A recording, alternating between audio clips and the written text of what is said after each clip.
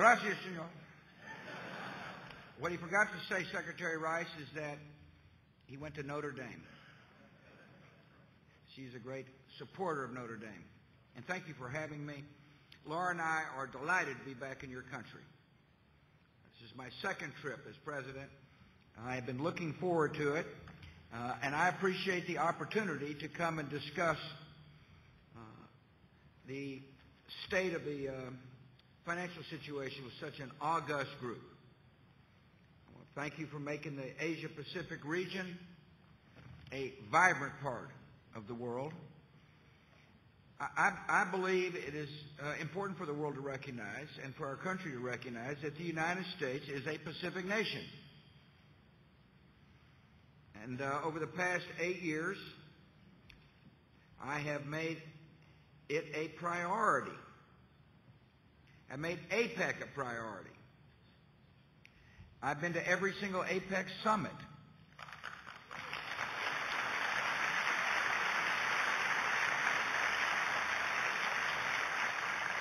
I want to send a clear signal that it's in our nation's interest that we engage actively and consistently with the nations of APEC. My first international trip after September the 11th, 2001 was to an APEC summit in Shanghai. My first trip overseas after my re-election in 2004 was to the APEC summit in Chile. And now that I'm headed to retirement, my last trip as president is to APEC here in Lima.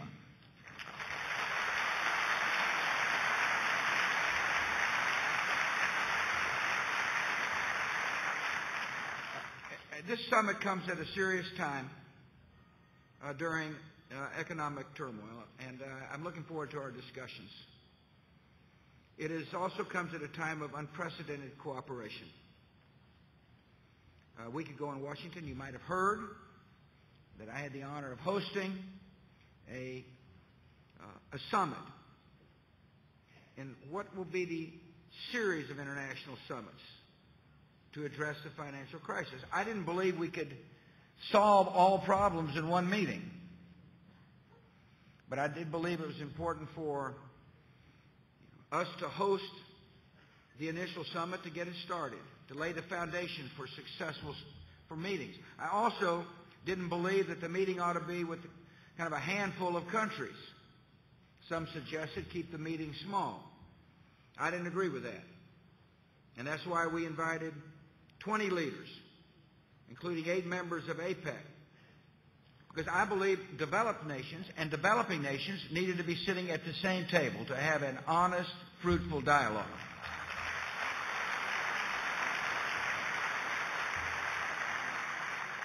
After all, nations in Asia and Latin America now contribute more to the world economy than ever before. Nations are feeling the painful effects of the financial crisis. I understand that.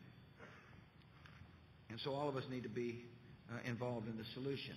And we'll discuss this during our APEC meetings here starting today. At the summit, leaders from around the world sent a powerful message of unity and determination. We agreed on principles and actions to modernize the financial structures of the 21st century. There's a recognition that while our economies have changed, the financial structures that we are dealing with were primarily written in the 20th century. We believe in transparency and integrity of the markets. We'll make sure that firms and financial products are subject to proper regulation and oversight. We agree that the world's financial authorities must improve cooperation, that governments must keep their promises to the developing world. One point I'll make this morning at the APEC summit is to say that the United States is committed to improving social justice. And we will not let this economic turmoil prevent us from helping nations educate their people, provide good health care, feed the hungry, and deal with diseases like HIV, AIDS, and malaria. We agreed that we must reform the International Monetary Fund, and the World Bank to better reflect the important role of developing nations. And we agreed to keep our markets open and firmly reject protectionism.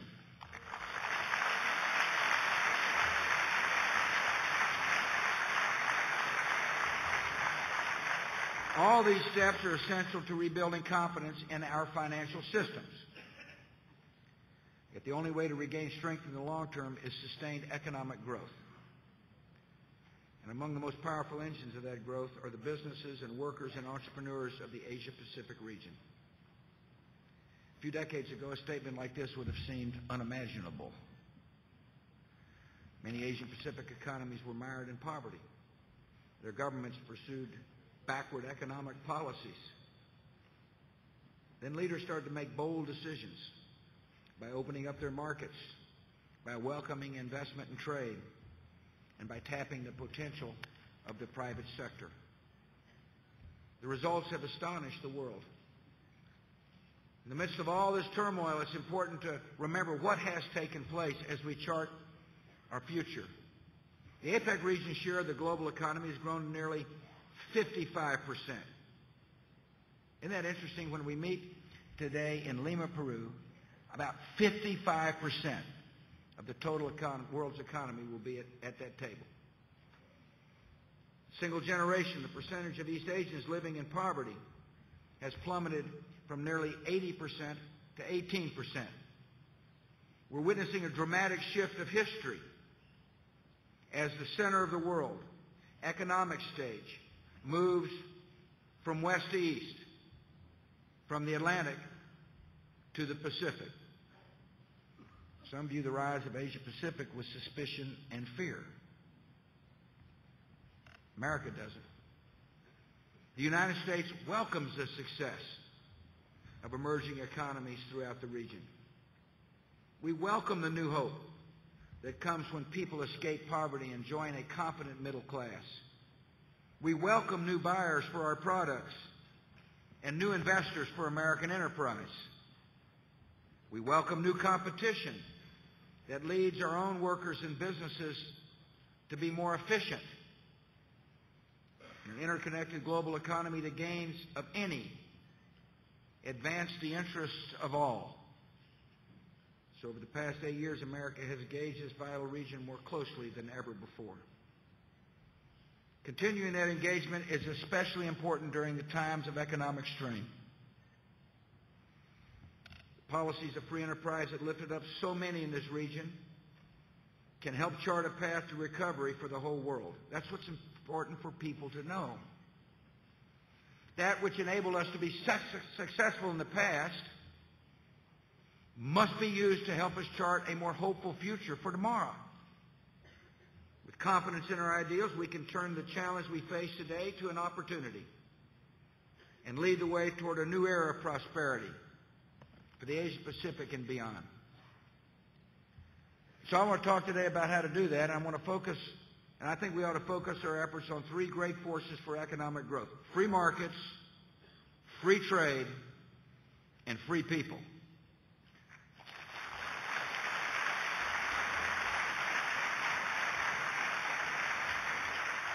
First, our nations must maintain confidence in the power of free markets. Now, I know, look, in the wake of the financial crisis, free markets have been under very harsh criticism from the left and from the right. It's true that the free market system is not perfect. It can be subject to excesses and abuse. As we've seen in recent months, there are times when government intervention is essential to restart frozen markets and to protect overall economic health. Yet it is also essential that nations resist the temptation to overcorrect by imposing regulations that would stifle innovation and choke off growth. The verdict of history is unmistakable. The greater threat to prosperity is not too little government involvement in the market. It is too much. Over the decades, the free market system has proved the most efficient way and the just way of structuring an economy. Free markets offer people the freedom to choose where they work and what they want. Offers people the opportunity to buy or sell products as they see fit. Gives people the dignity that comes with profiting from their talent and their hard work. Free markets provide the incentives to lead to prosperity, the incentive to work, to innovate, to save and invest wisely, and to create jobs for others. And as millions of people pursue these incentives together, whole societies benefit. No region of the world demonstrates the power of free markets more vividly than the Asia Pacific. Free markets helped Japan grow into the world's second largest economy. Free markets helped South Korea make itself one of the most technologically advanced nations on earth. Free markets helped Chile triple its economy and cut its poverty rate by more than 2/3 over the past 2 decades. And last year, free market policies helped make Peru's economy the second fastest growing in APEC. Secondly, our nations must keep our commitment to free trade. When nations open their markets to trade and investment, businesses and farmers and workers find new buyers for their products. Consumers benefit because they have more choices and better prices. Entrepreneurs get their ideas off the ground with funding from anywhere in the world. Trade is seen as controversial in some places. But here in the Asia-Pacific region, its benefits are beyond doubt. Trade transformed the economies of the Asian tigers, Singapore, South Korea, Hong Kong, and Taiwan, into global powerhouses. Trade fueled the rise of a new generation of tigers, nations like Malaysia, Indonesia, Thailand, and Vietnam. And in the most dramatic case of all, trade helped lift China out of isolation and poverty and into 3 decades of rapid economic growth and closer engagement with the world. Expanding trade and investment has been one of the highest priorities of my administration. When I took office, America had free trade agreements in force with only 3 nations. Today, we have agreements in force with 14, including China, Singapore, and Australia. We have agreements that will soon take effect with 3 more countries, including Peru. We've concluded agreements with Colombia, Panama, and South Korea. And it is extremely disappointing that the United States Congress adjourned without passing these 3 great agreements.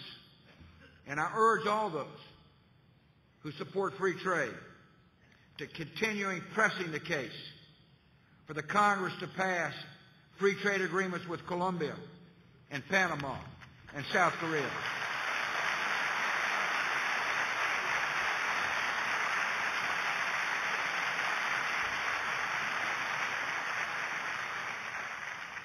I just had a chance to have a cup of coffee with President Uribe.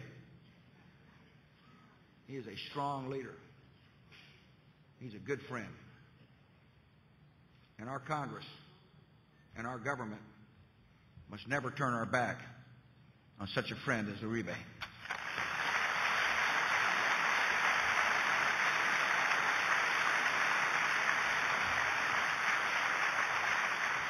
In addition to negotiating these free trade agreements, my administration supported the accession of China, Taiwan, and Vietnam into the World Trade Organization.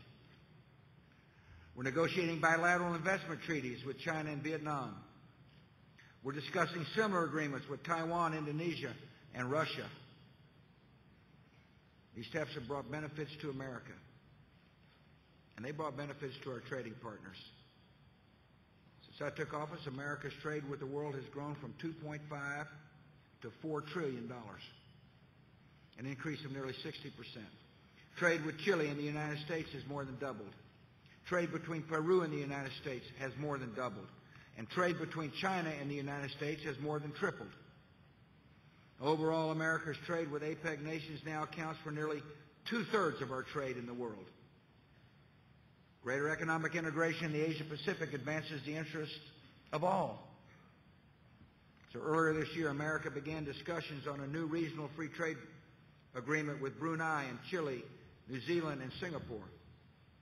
This agreement has the potential to open up new opportunities across the region. And we welcome other APEC members to join. And we appreciate Australia and Peru's recent announcements that they will join. Eventually, this agreement could be the foundation of something even more promising, a free trade area of the Asia-Pacific, where goods and services and capital flow across borders without barriers. The nations of this region must also continue working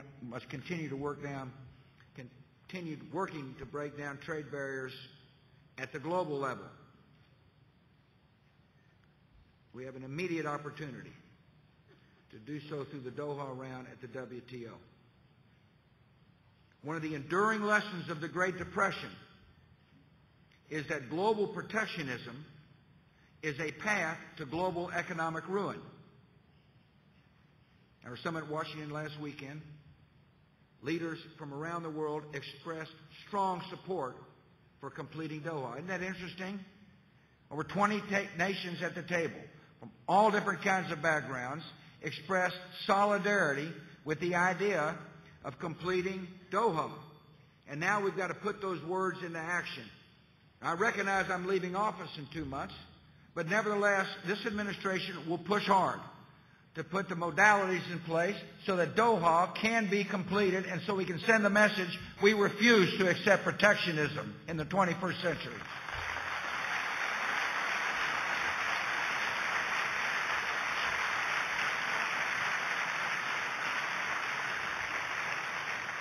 The third great force for economic growth in this region is the limitless potential of free people. As the business leaders in this room understand, the greatest resource any country has is the creativity of its citizens. That's what economists call human capital. And the best way to unleash that resource is to build healthy, educated, and democratic societies. One requirement of any free and prosperous society is accountable and effective government. The United States launched the Millennium Challenge Account to invest in nations that fight corruption, pursue wise economic policies, and invest in the health and education of their citizens. Today, Millennium Challenge programs support some of the world's most promising developing nations, from Indonesia to the Philippines to Peru. This initiative demonstrates a larger truth. Whether it leans left or right, any government that is honest with its people, that exists to serve the people, that advances social justice and desires peace, will have a partner in the United States of America. America is helping governments lift the daily burdens that hold their people back, such as hunger and ignorance and disease. Cooperating with APEC nations to adopt better farming practices and build up local agricultural markets. We're partnering with leaders to defeat the AIDS epidemic in places like Papua New Guinea and Vietnam. Supporting countries like Indonesia that invest in basic education. We're committed to these efforts. And as I said earlier, we'll be committed to these efforts regardless of the ebb and flow of the markets. And our partners can be confident that the compassion agenda of the United States of America will continue. Ultimately, the only way for a nation to realize its full potential is for its people to live in freedom. It includes both economic and political freedom. When people are free to profit from their abilities, they prosper. When people prosper, they demand more liberty in others of their lives. And we have seen this story unfold throughout this region. To continue freedom's momentum, the United States and other free nations are taking practical steps to support young democracies through the Asia-Pacific Democracy Partnership. We recognize that democracies develop at their own speeds, consistent with their own cultures. But when people experience the dignity and the opportunity that freedom brings, They never turn back. I've told people a lot since my presidency this truth. I believe there is an Almighty. And I believe a gift of that Almighty to every man, woman, and child on the face of the earth is freedom.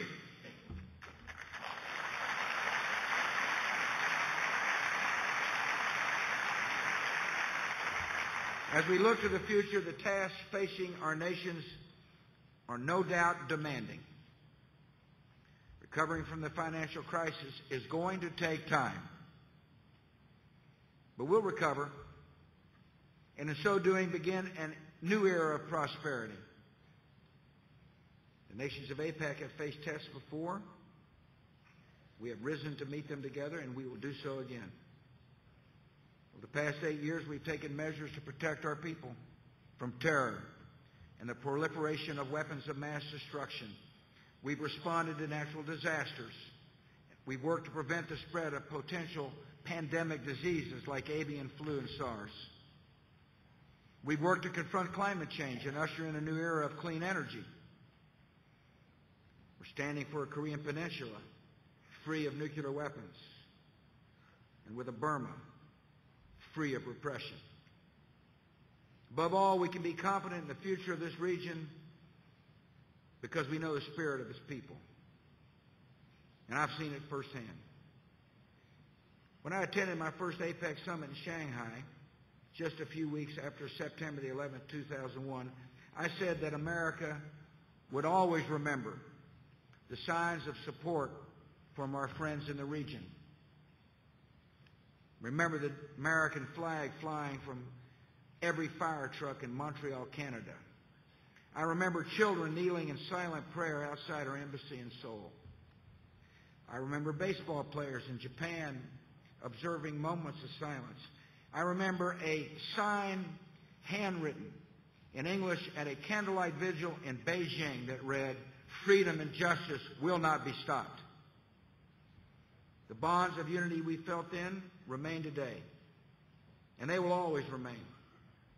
Long after this crisis is past, the United States of America will stay engaged in this region. We will continue working with our partners to build an Asia-Pacific where people can work and worship and trade in freedom, where children grow up with hope and pursue their dreams, and where thriving, prosperous nations continue to inspire the world. Thanks for letting me come by. Que Dios le bendiga. God bless.